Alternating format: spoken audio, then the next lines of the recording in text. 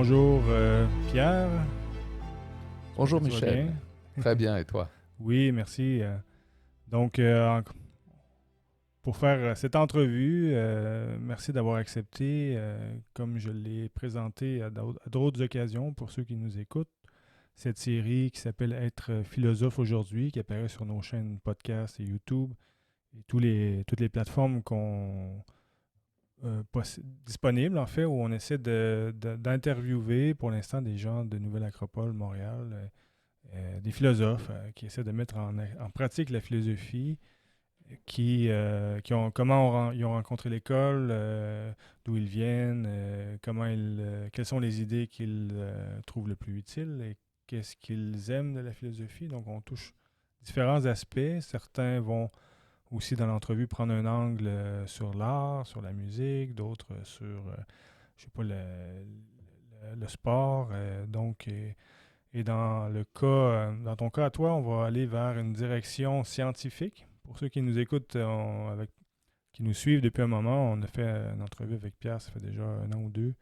Et la vidéo est sur YouTube, mais on a aussi sur les podcasts, si vous faites une recherche, vous allez la découvrir. Donc, on va faire ça aujourd'hui. C'est une introduction aussi à une nouvelle série qui apparaîtra bientôt sur la science, dédiée à la philosophie et la science, le pont philosophique qui existe avec le vécu scientifique et les grands enseignements d'Orient comme d'Occident, et aussi qui rejoint les grands enseignements, plutôt les grandes découvertes aujourd'hui. Il y a un pont, il y a pas de déconnexion entre la philosophie et la science. Donc, je te laisse t'introduire, Pierre, si tu veux y aller, un peu brièvement ton chemin pour en arriver, pourquoi on va parler de la science en fait. Merci Michel et bonjour à tous aussi, tous ceux qui nous écoutent.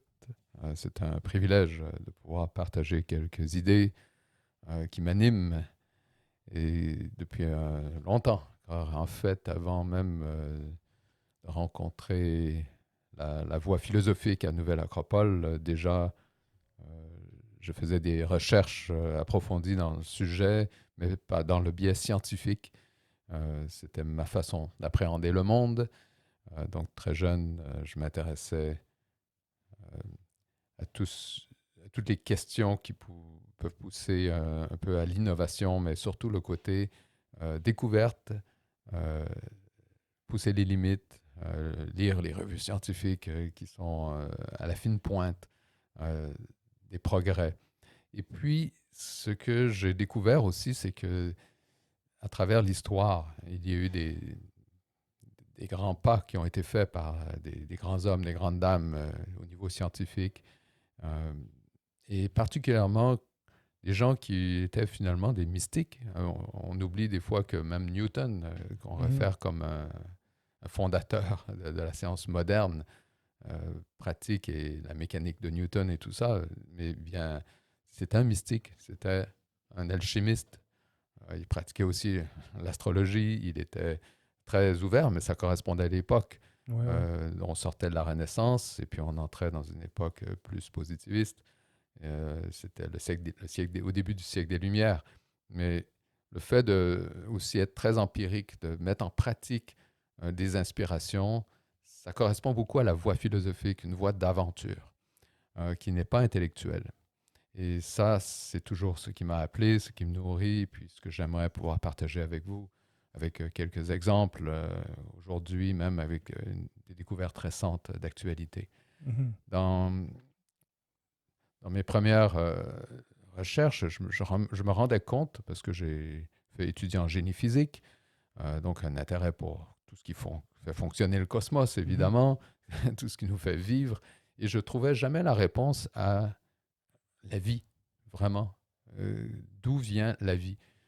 Les sciences actuelles n'ont pas vraiment résolu cela, au point même où on va dire, c'est pas notre but de dire pourquoi, mais on dit comment. Comment ça marche. Mais même le comment ça marche, il manque beaucoup de choses, il semble.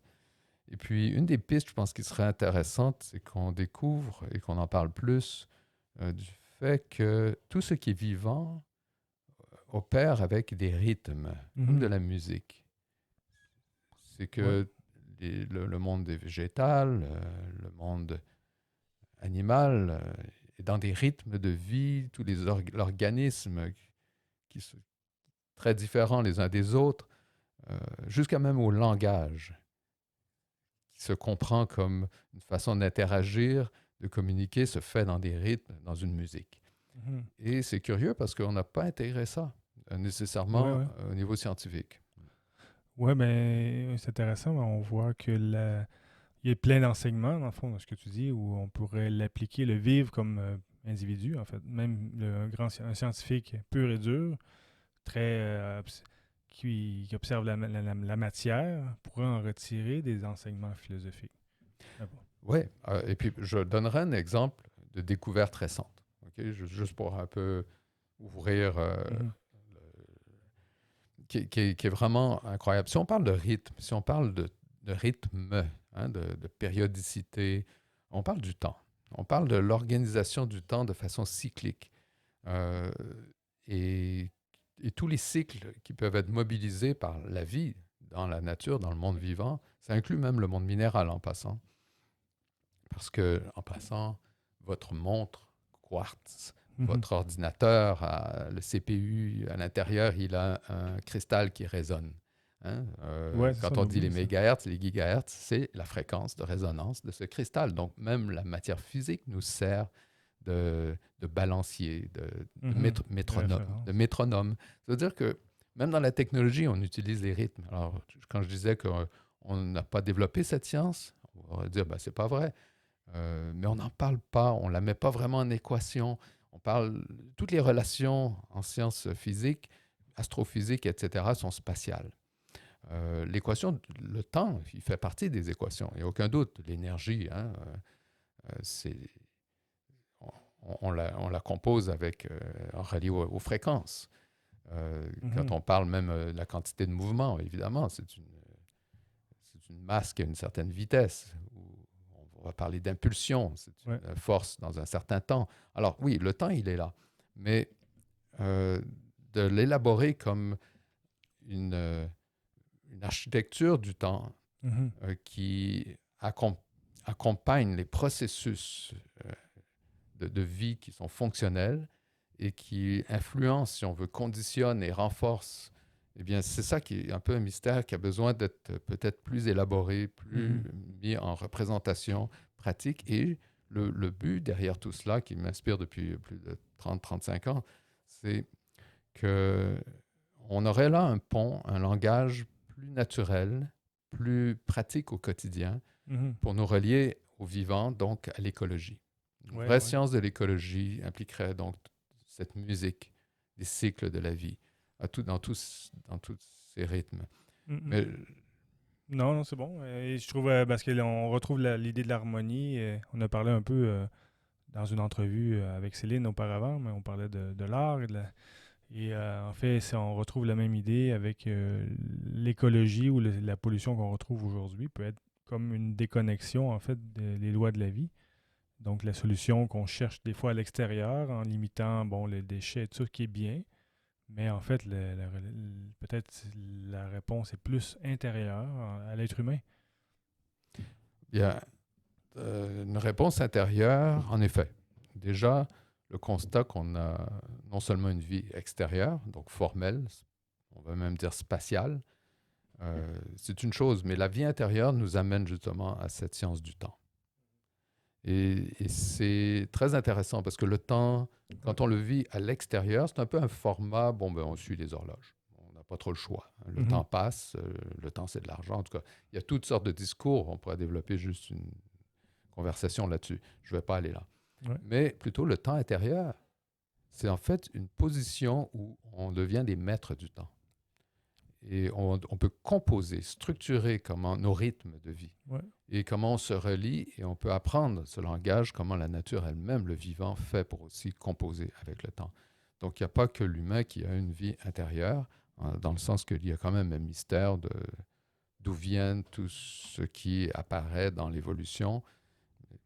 Et ça, c'est des grandes questions philosophiques. Mais Ouais. si on veut être pratique au quotidien, euh, il il y a peut-être, et là je sais que je prends un biais scientifique par rapport à la réalité physique de la matière, mais c'est parce que nous, hein, je m'adresse aussi aux scientifiques Mhm. actuels, et j'aimerais aider à ouvrir une porte. Si on prend les états de la matière, alors par exemple l'état solide, on est d'accord, hein, il existe. Mhm.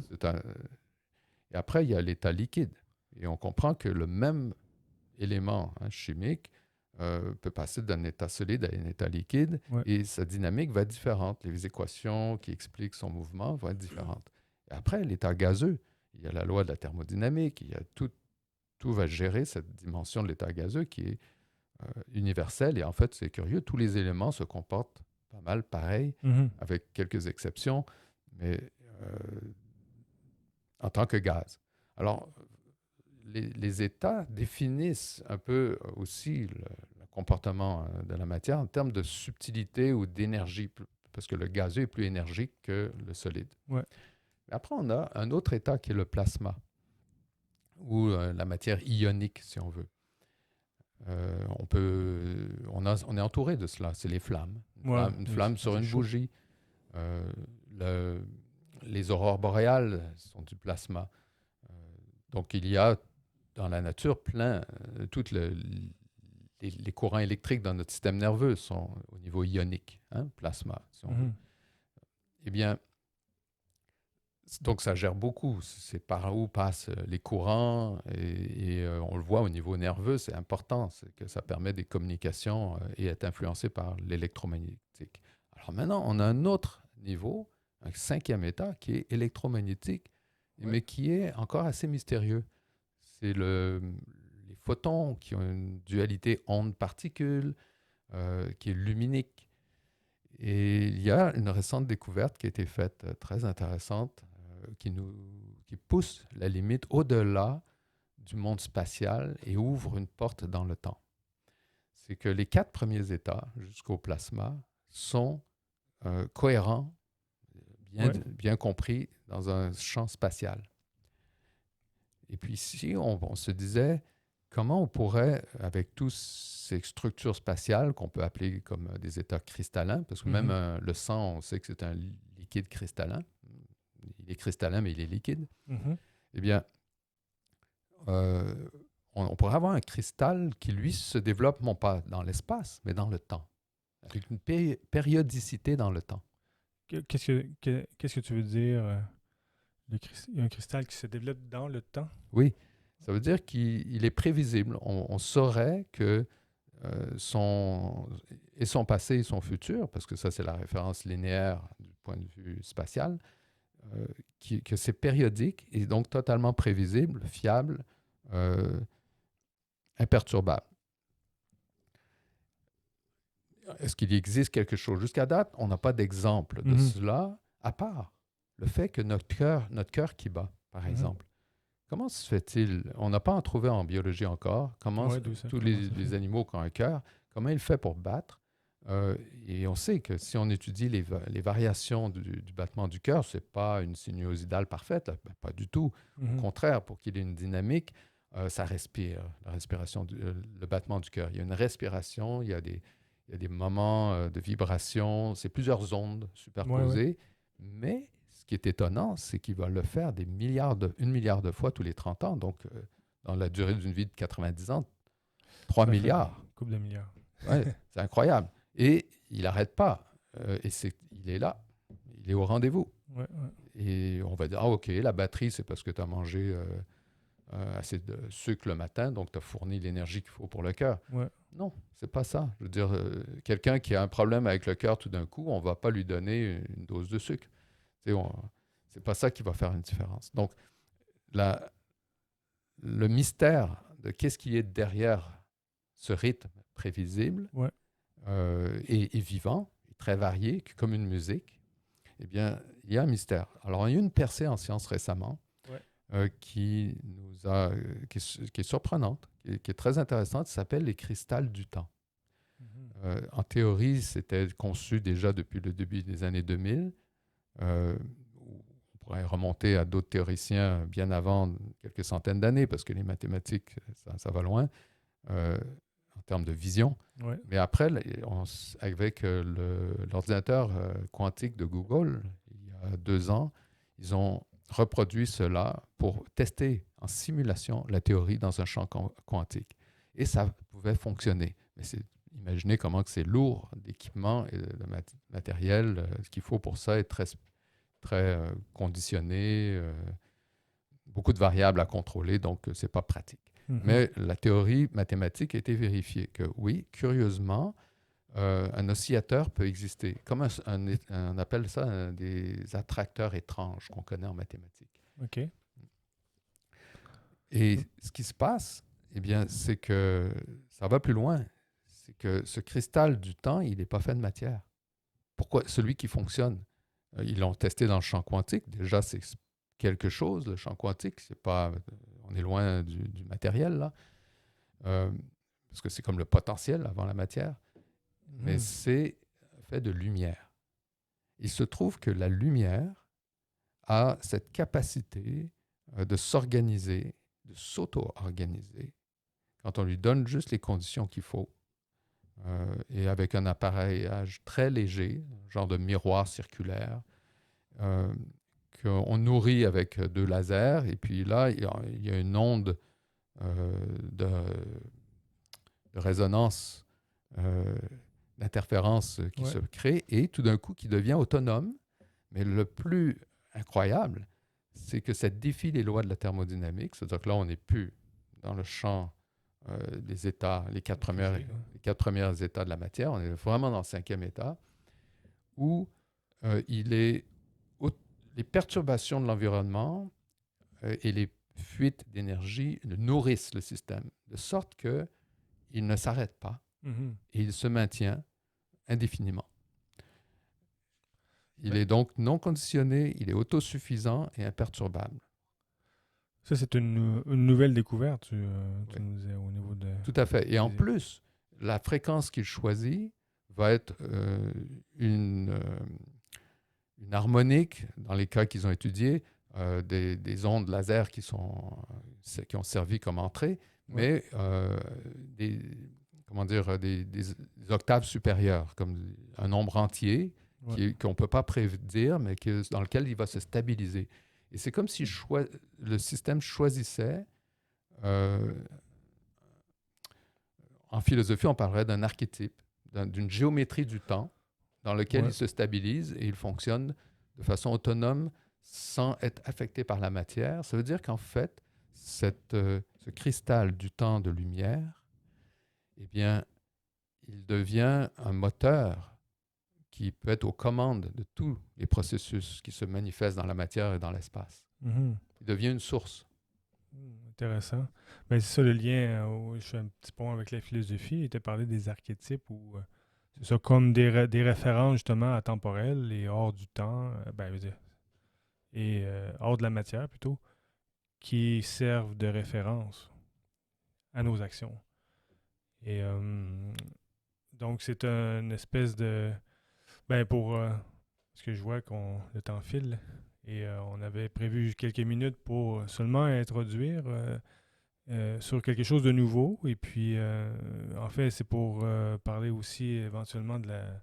Ben, pour mettre en place la série sur la science qui sera bientôt disponible, bientôt d'abord enregistrée et mise en ligne, où on parlera de ces découvertes et le lien avec la philosophie. Donc, mais je fais juste un petit clôture où justement la science, tu as découvert un peu la philosophie via la science, ou la science via la philosophie, parce que c'est l'un ou l'autre des fois. Mais je te laisse le mot de la fin, en fait, pour clore cette petite introduction. Oui, merci Michel. En effet, on avait l'intention de garder cela court. Je vous ai volontairement donné un petit exemple pointu, hein, d'une découverte d'actualité. En passant, ça date il y a à peine un an, hein, cette percée en sciences qui ouvre un champ complètement nouveau de recherche, de compréhension du monde, et puis qui euh, correspond à beaucoup d'enseignements qu'on appelle des sciences ésotériques. dans lequel on parle des éthers, mais pas l'éther qu'on essayait de résoudre comme un problème dans l'époque d'Einstein et tout cela, du milieu dans lequel se meuvent les planètes et puis essayer de comprendre la vitesse de la lumière et tout ça. Non, non, mais plutôt un éther qui est justement le potentiel organisateur des formes vivantes, matérielles, visibles. Et puis, donc, il n'y a pas qu'une science ésotérique, il y a aussi une science exotérique qui a été développée, je le répète plutôt, c'est qu'il n'y a pas qu'une science exotérique pour laquelle on est tous été familiers et formés à l'école, mais il y a aussi cette science ésotérique qui n'opère pas par un processus intellectuel de déduction ou d'induction, mais plutôt par inspiration, par intuition, et qui en plus se vérifie de façon empirique. C'est pour ça que la voie philosophique, même au niveau quotidien, elle a un aspect non seulement scientifique, mais artistique. Et puis, on peut donc avoir un art et une science de vivre, comme on le dit en médecine aussi pour la santé, c'est un art et une science. Eh bien, de comprendre que finalement, on a, grâce à notre pensée, une capacité d'agir, de commander notre corps, nos véhicules, qu'ils soient même émotionnels, qu'ils soient vitaux, qu'ils soient physiques. Ça, on le sait au quotidien, normalement, on le fait, mais qu'on ait découvert aussi maintenant ce qui avait intuitionné depuis des milliers d'années ceux qui fournissent les enseignements ésotériques et qu'ils avaient vérifié eux-mêmes en tant que des maîtres de sagesse, eh bien, que la volonté, elle existe, que les vertus, les valeurs peuvent exister de façon permanente dans un champ de réalité qui maintenant, on se rend compte peut-être qu'on est à la porte de cela avec ce qu'on appelle la lumière.